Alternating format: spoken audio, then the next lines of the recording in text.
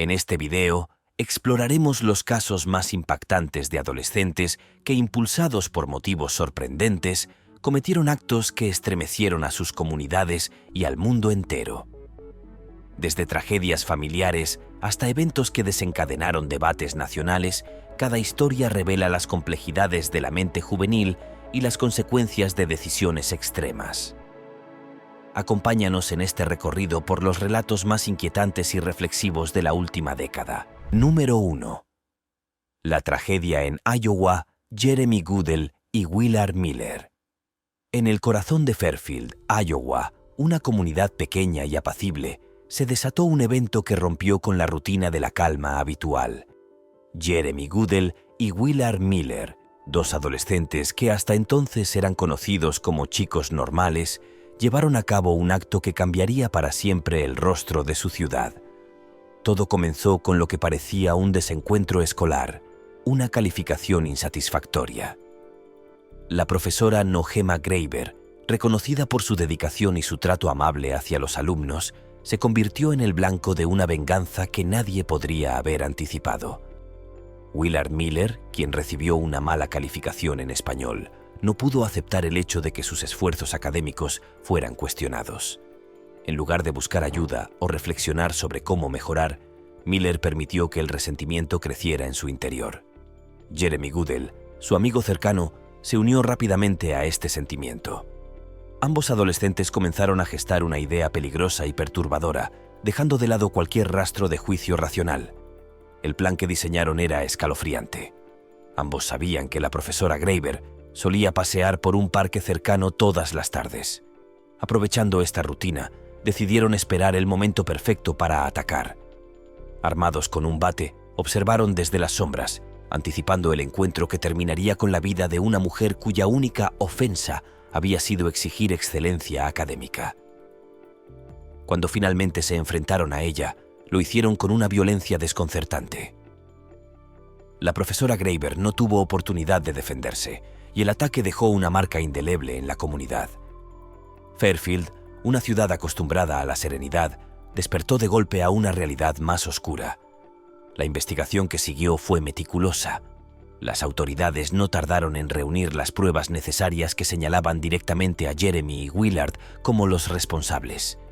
Entre estas evidencias se encontraron mensajes de texto que los adolescentes intercambiaron, en los cuales detallaban el plan. Estos mensajes no solo revelaron la premeditación, sino también un nivel de insensibilidad que horrorizó incluso a los investigadores más experimentados. Durante el juicio, la actuación de los adolescentes mostró un panorama complejo. Jeremy Goodell expresó lágrimas y remordimiento, pidiendo disculpas a la familia de Nohema Graber y a la comunidad. Sin embargo, este aparente arrepentimiento no fue suficiente para borrar las cicatrices que dejaron sus actos. Willard Miller, por otro lado, mostró una mezcla de emociones que oscilaban entre la desconexión y el pesar. El juez, enfrentado a un caso que involucraba a menores de edad, pero con consecuencias devastadoras, tuvo en cuenta factores como la falta de antecedentes penales y la posibilidad de rehabilitación. Aún así, la gravedad del crimen no podía ser ignorada. Ambos jóvenes fueron condenados a cadena perpetua. Jeremy Goodell podría optar por libertad condicional después de 25 años, mientras que Willard Miller tendría que esperar 35 años para tener esa posibilidad. Este caso no solo dejó una herida en la comunidad de Fairfield, sino que también abrió un debate sobre el manejo del resentimiento, la presión académica y los conflictos juveniles. ¿Cómo puede la sociedad detectar estas señales de alerta antes de que se conviertan en tragedias irreparables? La historia de Jeremy y Willard es un recordatorio de cómo los conflictos no resueltos pueden escalar a niveles impensables. Hoy, mientras ambos jóvenes cumplen sus sentencias, la comunidad de Fairfield sigue luchando por encontrar respuestas. Familias, educadores y autoridades reflexionan sobre cómo prevenir que algo así vuelva a suceder. La pérdida de Nohema Graber, una docente que dedicó su vida a la enseñanza, se siente profundamente, y su legado permanece como un recordatorio de la importancia de la empatía y el diálogo en la resolución de problemas. Este acto de violencia marcó un antes y un después en Fairfield.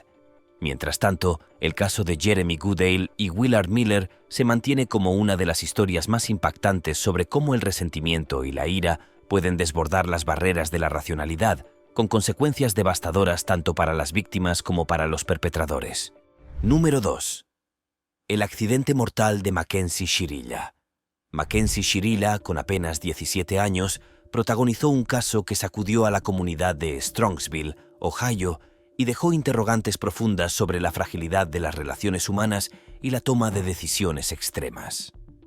En un acto que parecía ser un accidente trágico al principio, la verdad detrás de sus acciones reveló un plan oscuro que costó la vida a su novio, Dominic Russo, y a su amigo Davion Flanagan. El día 31 de julio del año 2022 comenzó como cualquier otro para los jóvenes. Mackenzie conducía su Toyota Camry con Dominic y Davion a bordo. Lo que parecía ser un paseo rutinario pronto tomó un giro inesperado y devastador. En un momento crucial, Mackenzie aceleró el vehículo hasta alcanzar una velocidad de 160 km por hora antes de estrellarlo intencionalmente contra una pared de ladrillos. El impacto fue tan violento que Dominic y Davion murieron al instante, mientras Mackenzie sobrevivió con heridas leves. Inicialmente, los investigadores trataron el incidente como un accidente automovilístico, pero las evidencias empezaron a contar una historia completamente diferente. Las cámaras de seguridad cercanas captaron a Mackenzie conduciendo de manera estable y normal antes del choque, lo que desmentía cualquier teoría de pérdida de control.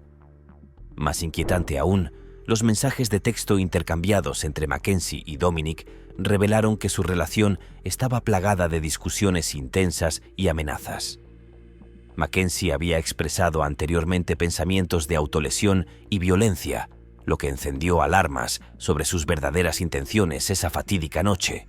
Durante las investigaciones surgieron pruebas aún más perturbadoras. Mackenzie había publicado en sus redes sociales videos que evidenciaban un comportamiento despreocupado y temerario. En uno de ellos, presumía de su capacidad para consumir drogas y manejar bajo sus efectos, dejando en claro una actitud imprudente hacia la vida, tanto la suya como la de quienes la rodeaban. Esto, combinado con los informes de toxicología, pintó un panorama claro de un estado mental inestable que culminó en una tragedia evitable. El juicio de Mackenzie fue un momento de alto impacto emocional para todos los involucrados. Los fiscales presentaron un caso sólido que incluía registros de su comportamiento previo, grabaciones de cámaras de seguridad y testimonios de testigos. En la sala del tribunal, la falta de remordimiento de Mackenzie fue uno de los aspectos más comentados. La juez, al dictar sentencia, subrayó cómo su frialdad y desconexión con las consecuencias de sus acciones reflejaban una gravedad única en el caso. Finalmente, Mackenzie fue declarada culpable de asesinato en primer grado y recibió 2 sentencias concurrentes de 15 años a cadena perpetua. Mientras se leía el veredicto, los familiares de Dominic y Davion se aferraban a las fotos de los jóvenes, recordando sus sonrisas y sueños truncados por un acto de ira y desesperación. Las vigilias celebradas en su honor se convirtieron en espacios de unión comunitaria, donde amigos y vecinos compartieron historias sobre la alegría y vitalidad de los fallecidos. El caso de Mackenzie Shirilla ha quedado como un ejemplo aleccionador sobre los peligros de las relaciones tóxicas, la ira descontrolada y las decisiones impulsivas que cambian vidas en un instante.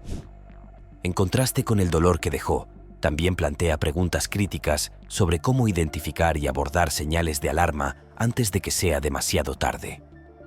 ¿Qué se puede hacer para ofrecer apoyo a jóvenes en crisis y prevenir que emociones intensas se conviertan en actos destructivos? Hoy, Mackenzie cumple su condena mientras enfrenta las repercusiones de sus decisiones. Su caso no solo es una advertencia para otros, sino también una llamada de atención para las comunidades y las familias que buscan proteger a sus jóvenes de caer en caminos similares. La comunidad de Strongsville sigue lamentando la pérdida de Dominic y Davion, mientras reflexiona sobre cómo reconstruir y aprender de esta tragedia para evitar que algo similar vuelva a suceder. Número 3. Aiden Fucci y la tragedia de Tristan Bailey. El 9 de mayo del año 2021 se convirtió en una fecha sombría para la comunidad de St. Johns County, Florida. Ese día, Tristin Bailey, una joven de tan solo 13 años, perdió la vida de manera brutal a manos de Aiden Fucci, un compañero de clase que tenía 14 años.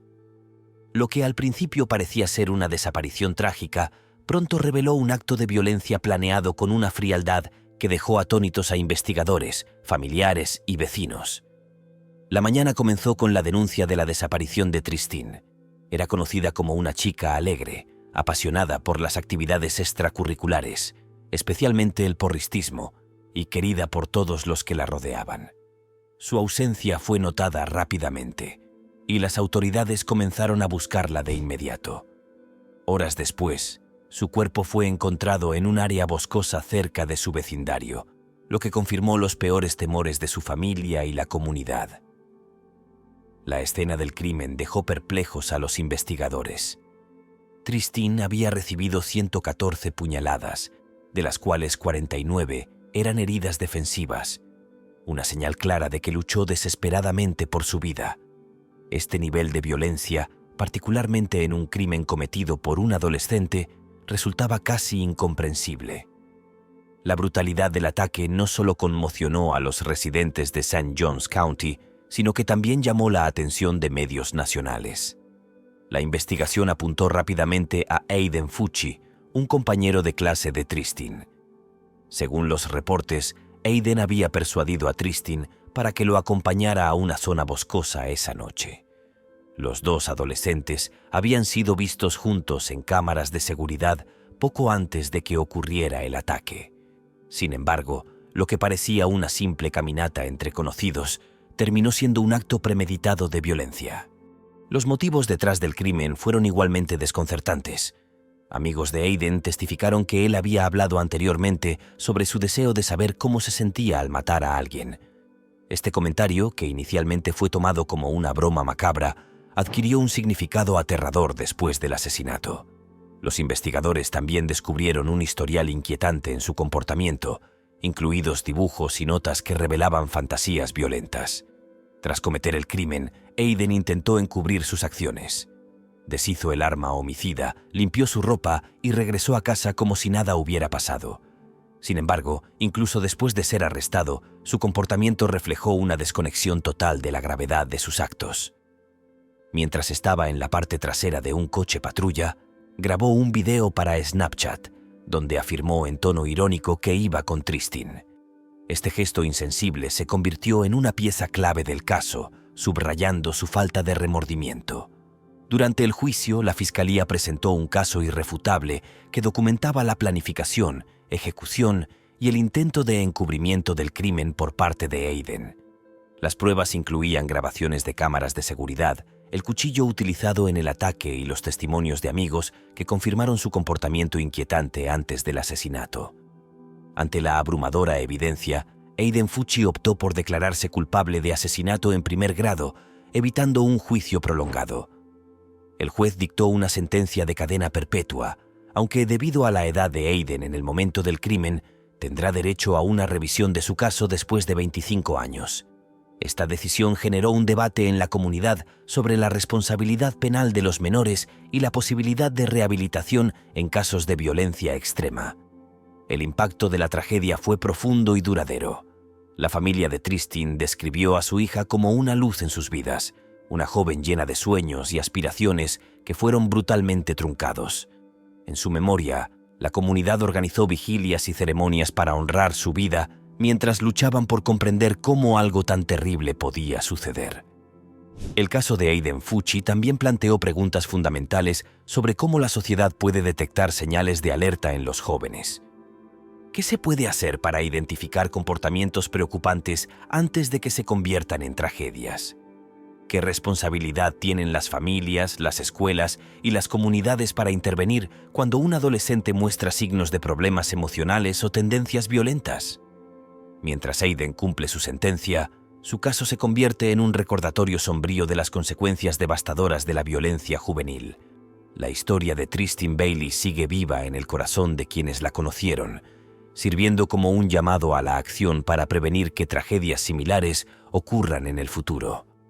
St. Johns County, aunque profundamente herida, busca encontrar lecciones en medio del dolor y reconstruir la confianza entre sus residentes, asegurándose de que nunca se olvide el legado de Tristin.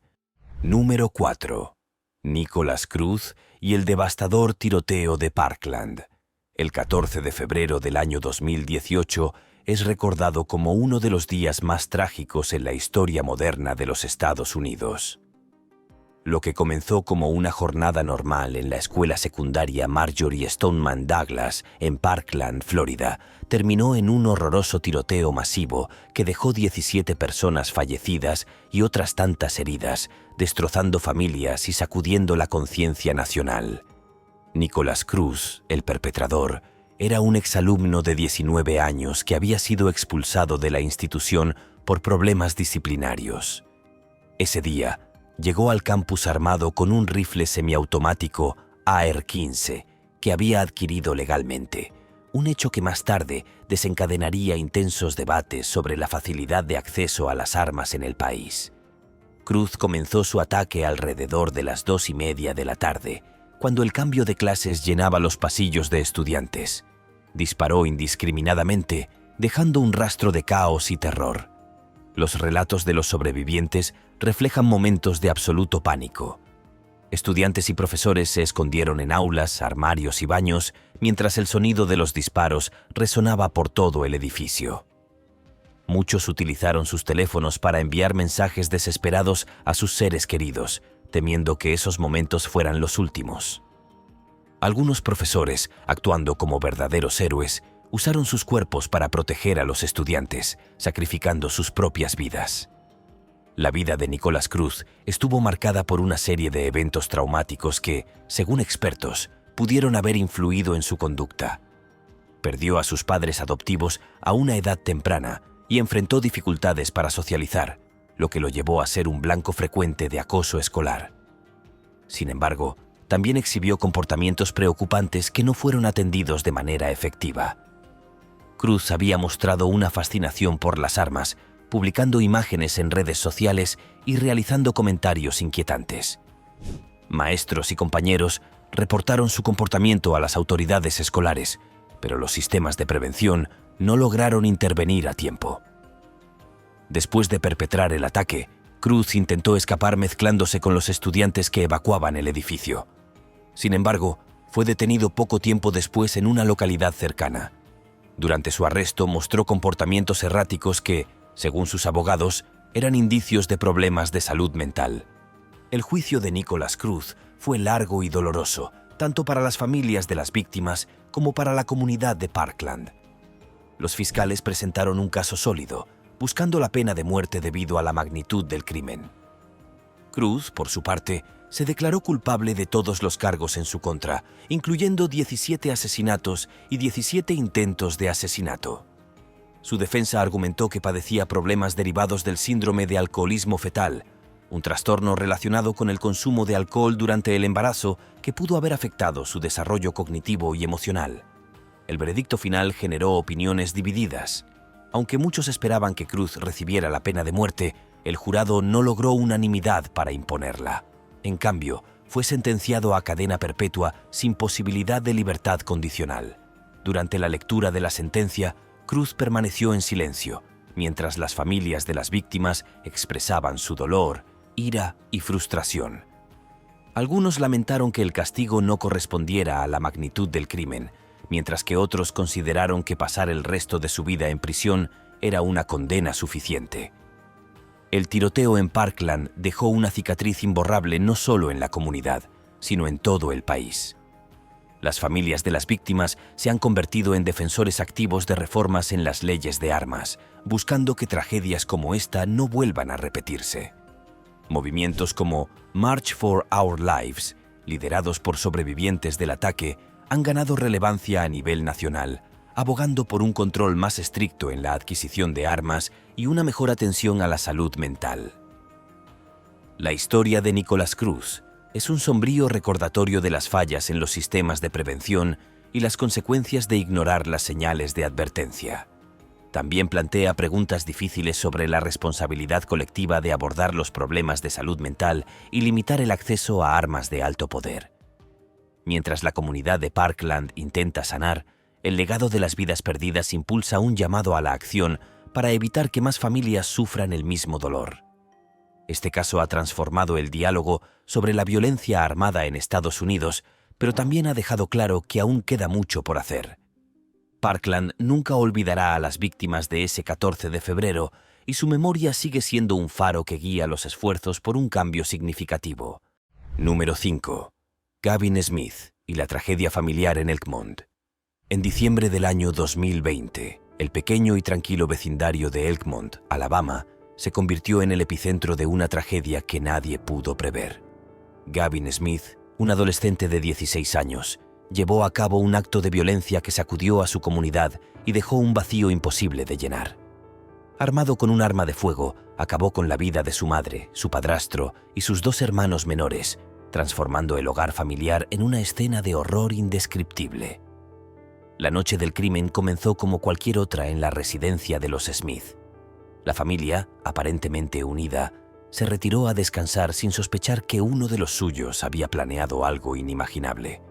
Gavin, en un estado de desconexión emocional que muchos no comprendían, esperó a que todos estuvieran dormidos para ejecutar su plan. Primero, ingresó al dormitorio de su madre y su padrastro, disparándoles a quemarropa mientras descansaban.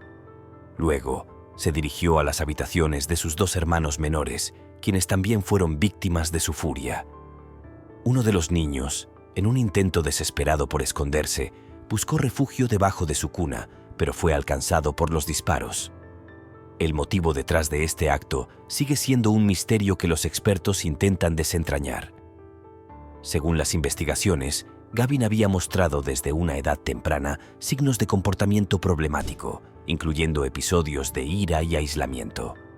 Sin embargo, estas señales no fueron atendidas con la seriedad que requerían.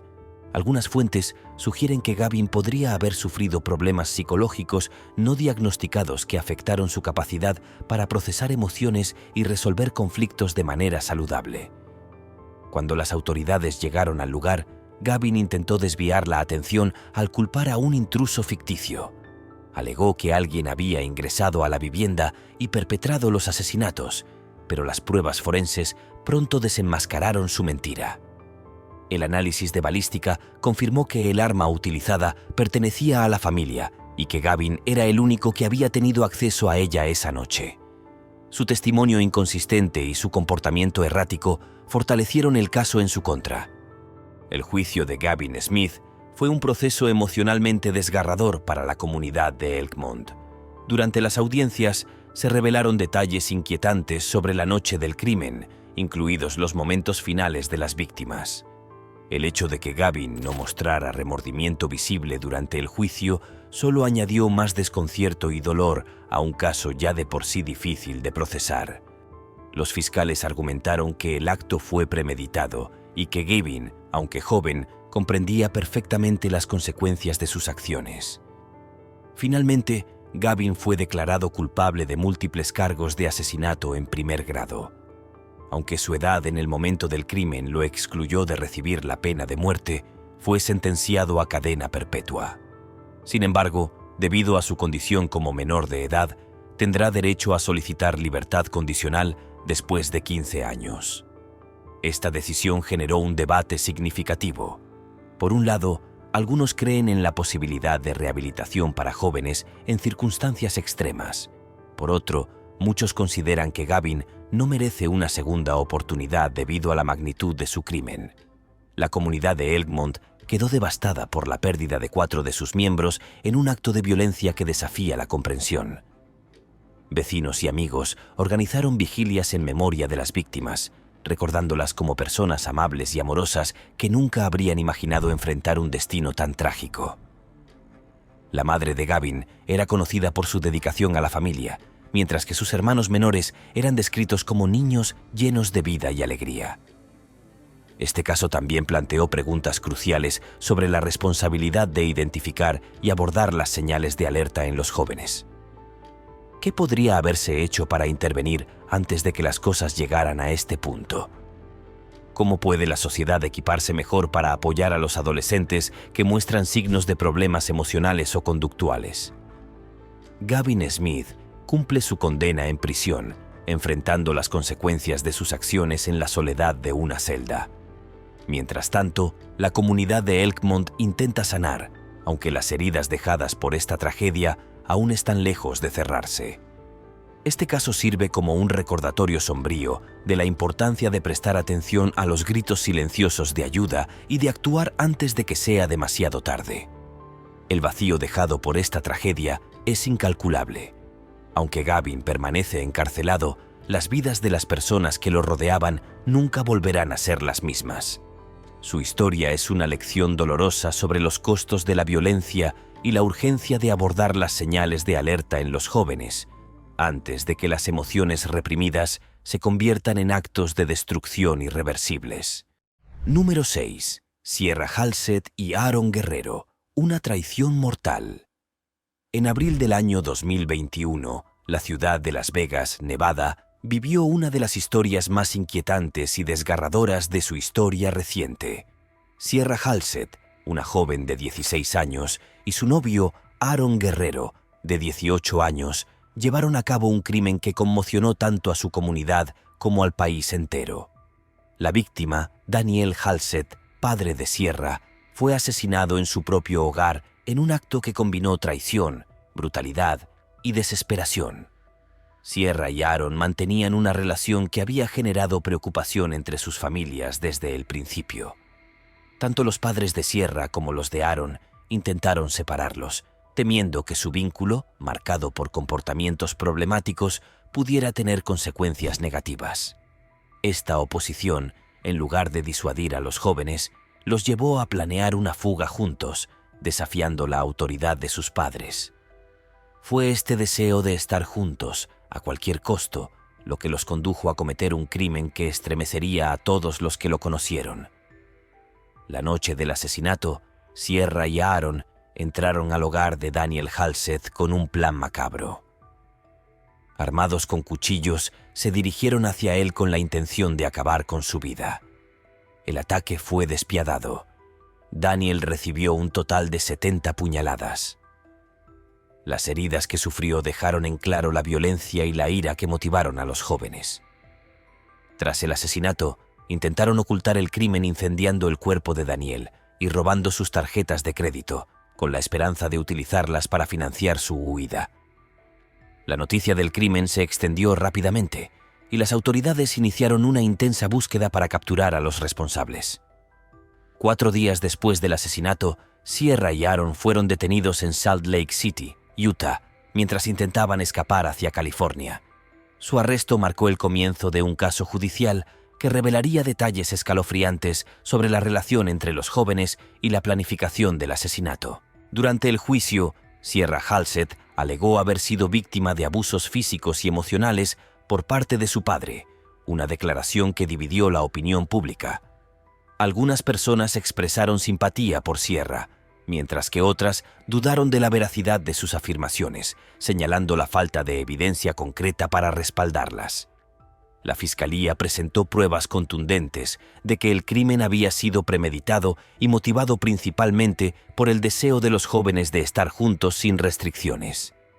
Entre las pruebas más inquietantes se encontraba un video grabado por los propios jóvenes poco después del asesinato.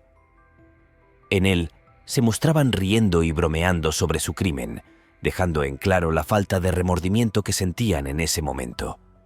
Este video se convirtió en una pieza clave del caso, ya que subrayaba la frialdad y la desconexión emocional de Sierra y Aaron con las consecuencias de sus acciones. Finalmente, ambos jóvenes se declararon culpables de múltiples cargos, incluyendo asesinato, conspiración para cometer asesinato y uso fraudulento de tarjetas de crédito.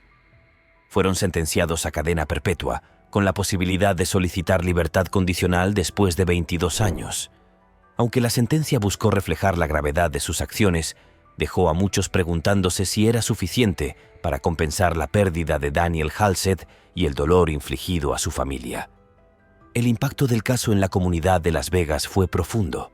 Amigos y vecinos recordaron a Daniel como un padre cariñoso y un miembro activo de la comunidad. Su muerte dejó un vacío imposible de llenar y provocó una reflexión colectiva sobre los peligros de las relaciones tóxicas, la falta de comunicación familiar y la necesidad de intervención temprana para prevenir tragedias similares. La historia de Sierra Halsted y Aaron Guerrero no solo es un recordatorio de lo devastador que puede ser el conflicto mal manejado dentro de una familia, sino también de cómo el amor mal entendido y la desesperación pueden llevar a decisiones fatales. Mientras los jóvenes cumplen sus condenas, la memoria de Daniel Halsted sigue viva en quienes lo conocieron, sirviendo como un recordatorio de la importancia de abordar los conflictos antes de que se conviertan en tragedias irreparables. A medida que la comunidad de Las Vegas intenta sanar, el caso de Sierra y Aaron resalta la necesidad de prestar atención a las señales de advertencia en las relaciones y las dinámicas familiares. Este crimen, marcado por la traición y la violencia, dejó una marca imborrable en todos los que lo conocieron y sigue siendo una lección sobre las consecuencias de las emociones descontroladas y las decisiones impulsivas. Número 7. Ethan Crumbley y el caos en Oxford. El 30 de noviembre del año 2021 marcó una tragedia que la comunidad de Oxford, Michigan, jamás podrá olvidar. Ese día, Ethan Crumbley, un adolescente de 15 años, convirtió la escuela secundaria de Oxford en el escenario de un tiroteo que dejó 4 estudiantes muertos y 7 personas heridas, incluyendo un maestro. Lo que comenzó como una jornada rutinaria de clases terminó en una tragedia devastadora que desató un debate nacional sobre la salud mental, la seguridad escolar y el acceso a armas de fuego. Ethan llegó a la escuela ese día portando una pistola semiautomática de 9 milímetros que había adquirido con ayuda de sus padres, Jennifer y James Crumbley. Durante el cambio de clases, cuando los pasillos estaban llenos de estudiantes, sacó el arma y comenzó a disparar indiscriminadamente. Los disparos resonaron por los corredores, sembrando el caos y el miedo. Los estudiantes corrieron a refugiarse en aulas y armarios, mientras los profesores improvisaban medidas para proteger a sus alumnos. Algunos estudiantes enviaron mensajes desesperados a sus familias, temiendo por sus vidas. Lo más inquietante del caso fue que las señales de advertencia habían estado presentes durante semanas, pero no se tomaron medidas adecuadas. Ethan había mostrado un comportamiento alarmante antes del ataque. Dibujos oscuros en sus libretas, mensajes perturbadores en sus tareas escolares y comentarios inquietantes en clase habían alertado a algunos profesores. Incluso, el mismo día del tiroteo, los padres de Ethan habían sido convocados a una reunión en la escuela debido a sus preocupaciones sobre el estado emocional del joven. Sin embargo, la pistola que usó para cometer el crimen permaneció accesible para él, guardada sin medidas de seguridad en el hogar. La participación de los padres en este caso generó una ola de indignación. Jennifer y James Crumbley habían comprado la pistola como regalo para Ethan, pese a saber que su hijo estaba enfrentando problemas emocionales. Además, ignoraron las recomendaciones de la escuela para buscar ayuda profesional. La negligencia de los padres fue considerada tan grave que fueron acusados de homicidio involuntario, marcando un precedente en la justicia estadounidense. Ethan fue arrestado rápidamente después del tiroteo. Durante su detención, mostró una actitud fría y desconectada, lo que alimentó aún más las discusiones sobre su estado mental y la responsabilidad de quienes lo rodeaban. Fue procesado como adulto y enfrentó múltiples cargos, incluyendo asesinato, terrorismo y asalto con intención de matar. Durante el juicio, la fiscalía presentó pruebas contundentes que demostraban que el ataque había sido planeado, lo que eliminó cualquier posibilidad de alegar que fue un acto impulsivo. Finalmente, Ethan fue declarado culpable y sentenciado a cadena perpetua sin posibilidad de libertad condicional, una sentencia que generó un intenso debate. Algunos argumentaron que, debido a su corta edad, debería tener la oportunidad de rehabilitarse, mientras que otros consideraron que la magnitud de su crimen justificaba la pena más severa. El impacto de esta tragedia no se limitó a los afectados directamente. En la escuela secundaria de Oxford se erigieron memoriales en honor a las víctimas. 4 estudiantes cuya vida fue interrumpida abruptamente por la violencia. Las familias, devastadas por la pérdida, se convirtieron en defensores del cambio, luchando por una legislación más estricta sobre el control de armas y mejores recursos para la salud mental en las escuelas.